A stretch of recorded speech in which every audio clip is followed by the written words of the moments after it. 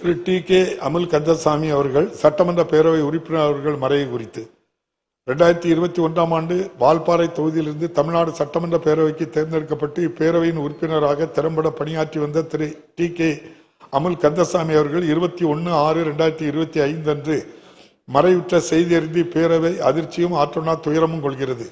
இனிய பண்பும் உரிய செயல்திறனும் கொண்டவருமான திரு டி.கே. அமுல் கந்தசாமி அவர்கள் வால்பாறை தொகுதி மக்களுக்கு தொண்டாற்றுவதில் மிகுந்த அக்கறை காட்டியவர்.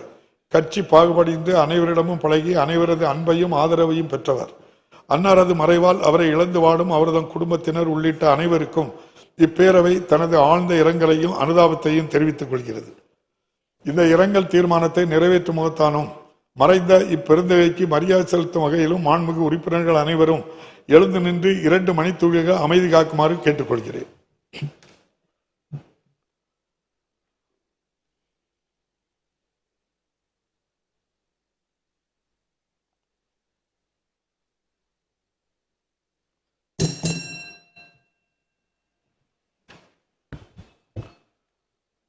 மறைந்த இப்பெருந்தகைக்கு மரியாதை செலுத்தும் வகையில் பேரவையின் இன்றைய நிகழ்ச்சிகள் இத்துடன் ஒத்திவைக்கப்படுகின்றன.